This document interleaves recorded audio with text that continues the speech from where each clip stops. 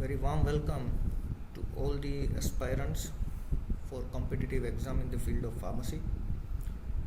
Topic that we are going to discuss today is pH buffers and isotonic solutions. This particular topic is part of physical pharmacy subjects, and in the physical pharmacy now it is being divided in two parts: physical pharmacy 1 and 2 as per the different university syllabus. So overall for your exam you need to at least go through these different topics which are listed over here, starting with solubility of drugs, states of matter, then the physical chemical properties of drug molecules, surface and interfacial phenomena, complexation and protein binding. The very topic we are going to discuss today, pH buffers and isotonic solution, then colloidal dispersions, rheology, deformation of solids, coarse dispersion which includes suspension and emulsion, then micromeritics which deals with the powder characteristics, and finally the drug stability. So let's go through the pH buffer and isotonic solution questions and few of the basic. Starting with the very first question that is being asked in past exams. So the question is, which of the following is not a physiological buffer? इसमें से कौन सा physiological buffer नहीं है? सो चार option दिए गए हैं. First is phosphate buffer, bicarbonate buffer, borate buffer and haemoglobin particles. Okay, so as you can see, option C is in the bold, so definitely it's a answer, that is borate buffer physiological buffer नहीं है. अभी हमें read क्या करना है? जैसे ये answer तो हमें पता चल गया कि भाई borate buffer is the answer, it's not a physiological buffer. So for that you need to remember which are the physiological buffers. So there are basically 4 physiological buffers which are working and maintaining the pH in body.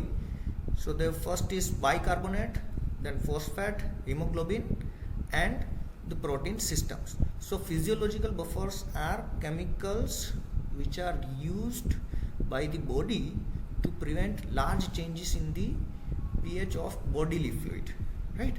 So जो bodily fluid की pH maintain करेगा body के अंदर रह के, उसको हम physiological buffers बोलेंगे. तो आपको सिर्फ ये 4 नाम याद रखने हैं: bicarbonate, phosphate, haemoglobin and protein system. इसके अलावा भी बफर सिस्टम है but they are not physiological buffers. Okay, so basically buffer की पीएच फाइंड आउट करने के लिए हम इक्वेशन यूज करते हैं Henderson Hasselbalch equation, which is as defined here: pH equal to pK plus log A minus HA, and the buffer is best able to resist changes in the pH when the pH of the buffer is close to that of the blood. Okay, so what is the target here is to maintain the pH in the range of 7.37 to 7.42. So the acids which are having pK value close to 7.4 are best suitable. Okay, so as you can see the pK values of different buffer is being given here. Phosphate buffer 7.21, carbonate buffer 6.1, hemoglobin it is 6.8. so अभी आपको कोई पूछेगा कि which is best suitable buffer to study drug behavior in blood, हमें in vitro condition में कुछ test करनी है तो हम कौन सा बफर सिलेक्ट करेंगे? तो आपका आंसर क्या होगा कि जिसकी भी पीके वैल्यू 7.4 के करीब होगी. So that's why in most of the pharmacopoeias you will see that phosphate buffer 7.4 is defined, और nowadays they are also using pH buffer 6.8 system also, right? So that is based on physiological condition or the pH value in the blood, right? Now similar kind of question from the same part is the which of the following is a physiological buffer. So previously it was which is not a physiological buffer. Now it is which of these following are or is a physiological buffer. So here your answer must be phosphate and bicarbonate. So it's both A and B, right? Now the another question that came in this past exam is the pH of 0.01 molar NaOH solution will be.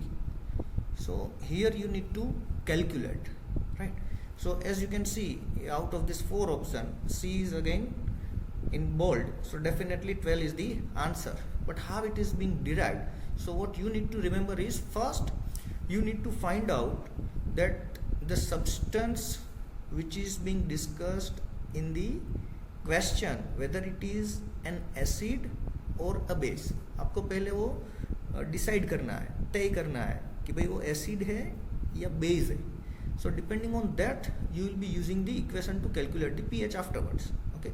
So as in this case, for 0.01 molar NaOH, equation has to be pH equal to 14 minus POH, because NaOH being base, you need to use this particular equation. And if you go through this calculation, so finally you will come across that POH equals to log of 100.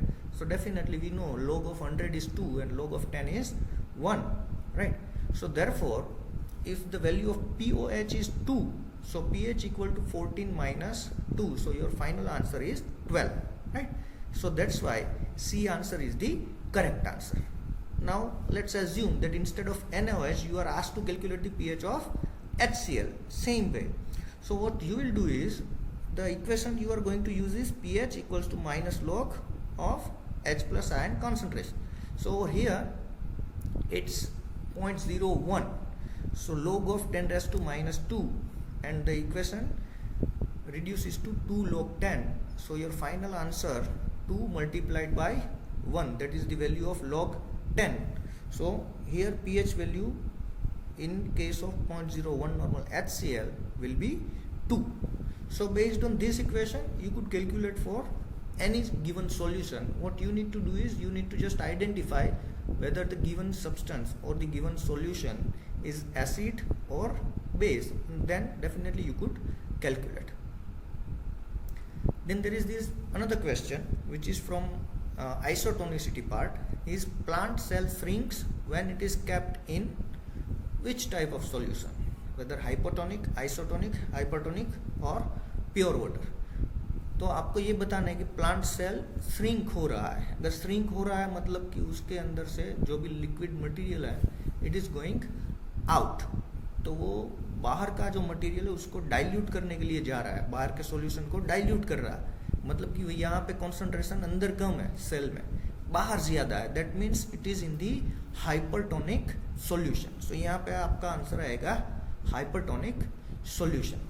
So when we discuss particularly with respect to cell cytoplasm or any other body fluid also, cell cytoplasm, body fluid including the blood, sweat, tears and 0.9% by weight NaCl solution, all are approximately having the same solute concentration, and that's why they are being termed as isotonic solutions, and they all have freezing point minus 0.52 degrees Celsius, which is quite lower than that of the water.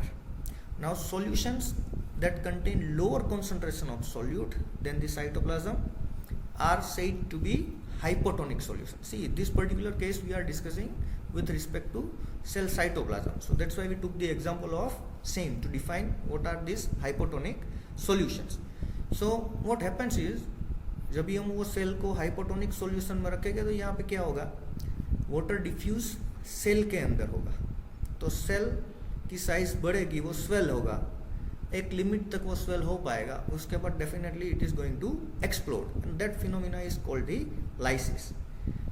Vice versa, if it is placed in hypertonic solution, water is going to diffuse out, okay, and that will lead to cell dehydration और the collapse, or as given in the question, it is going to shrink the cell. Okay, so that is what happens when you place this cell cytoplasm in different solutions. Same way, from the same topic, another question in the paper is being asked, that is, isotonic solutions have same density, normality, molar concentration, or none of the above. So as we know, isotonic solutions have same solute concentration, so that is molar concentration remains just the same. So C is the answer over here. Now another question that is being asked is isotonic solutions must have the same solute molecular weight, elevation of boiling point and depression in the freezing point. So देखिए यहाँ पे 4 option दिए गए हैं. Now what you have to do is you have to identify which property remains same for isotonic solution, be it different solutions, right? But if they are isotonic, there are properties which are going to remain just the same in value. So how you will come to know that which values are same? So isotonic solutions have equal molar concentration and hence their colligative properties are equal. So you need to remember just this sentence, that isotonic solutions have equal molar concentration and hence colligative properties are equal. Okay, so these are the 4 basic colligative properties: freezing point depression, boiling point elevation, relative lowering of vapor pressure and osmosis. Now see, once we go through this thing, that these are the colligative properties which tends to be equal in isotonic solution, and after that if we review this question that isotonic solutions must have the same, so your answer has to be solute concentration, it is going to be just the same, elevation of boiling point and depression in freezing point. So either in this question options are given wrongly, or question itself is wrong.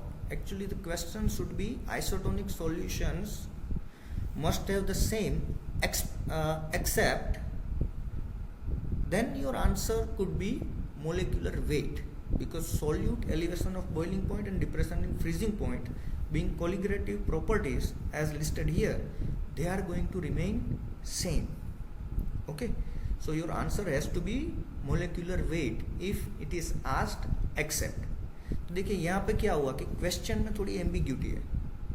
सो ऐसा कोई question है, ऐसा कोई answer है कि जिसमें आपको ऐसा लग रहा है कि हाँ भाई इसमें कुछ डाउटफुल है, जो की बाद में हमें मिलती है, तो की में ऐसा कुछ आया कि भाई आंसर डाउटफुल है, तो आपको क्या करना है, आपको पहले उसके लिए एक फुल प्रूफ रेफरेंस निकालना है. You need to have a good reference first, कि भाई जिसमें ये क्लियर कट लिखा हो कि भाई इक्वल मोलर कॉन्सेंट्रेशन है तो वो आइसोटोनिक सॉल्यूशन होगा, कोलिगेटिव प्रॉपर्टीज इक्वल होगी, और ये 4 कोलिगेटिव प्रॉपर्टीज है, तो इसके ऊपर से हम बोल सकते हैं कि हाँ भाई ये तो सेम होने ही वाला है. तो यहाँ पे आपने जो की में आंसर दिया है वो गलत है, तो वो हम चैलेंज कर सकते हैं. अभी चैलेंज कहाँ पे करेंगे, जो एग्जामिनेशन बॉडी है उसी के पास आपको जाना है, किसी और जगह पे जाओगे कोई नहीं सुनेगा. So that is also you need to keep in mind and you need to be alert in that sense also. Now that is it with past questions which are being asked in different this F&D department exams. Now there are few basic points which remains or which are probable which could be asked in coming exam, that buffer capacity. So buffer capacity is a quantitative measurement. So what is it? It's a quantitative measurement of resistance to change in the pH. Okay, so जो भी buffer solution हम बनाएंगे और buffering agent use करेंगे उसकी कुछ capacity है. जैसे आपको pH बफर 7 चाहिए तो मैं उसमें कॉन्सेंट्रेटेड HCl डालता ही जाऊंगा, तो डेफिनेटली उसकी pH एसिडिक साइड मूव होने ही वाली है, क्योंकि वो रेजिस्ट करेगा. लेकिन बफरिंग एजेंट कहाँ तक रेजिस्ट करेगा, उसकी भी कुछ लिमिटेशन होगी. तो जो लिमिटेशन है उसको हम क्वांटिफाई करते हैं. So that is buffer capacity. Okay, ये कुछ अलग बफरिंग एजेंट्स के एग्जांपल हैं: citric acid, acetic acid, then potassium dihydrogen phosphate, चेस एंड बोरेट बफर्स, और उसकी यूजफुल पीएच रेंज यहाँ पे दी रखी है. सो यहाँ पे भी अगर आप देखोगे तो पीके वैल्यूज और यूजफुल पीएच रेंज सब कोरिलेट हो रहा है. जैसे एसिटिक एसिड के केस में देखिए pK is 4.8, so definitely useful range is between 3.8 to 5.8. Same way in case of borate buffer pK value is 9.24, so it is useful for higher pH ranges. Okay, so that is how you could correlate this pK values with its useful range, just like the HLB scale. Okay, then there are some universal buffers that you could prepare by using disodium hydrogen phosphate and citric acid for different pH ranges. So देखिए यहाँ पे क्या ये सब buffering agent है, लेकिन क्या है कि ये फिजियोलॉजिकल बफर नहीं है. फिजियोलॉजिकल बफर हमने देखा है कौन से है, 4 ही आपको याद रखने हैं: कार्बोनेट, फॉस्फेट, हीमोग्लोबिन और प्रोटीन सिस्टम्स. बाकी के बफर डेफिनेटली है, लेकिन वो फिजियोलॉजिकल नहीं है. That is what differentiates them from that of the phosphate, bicarbonate, protein and haemoglobin. Okay, so that's it for this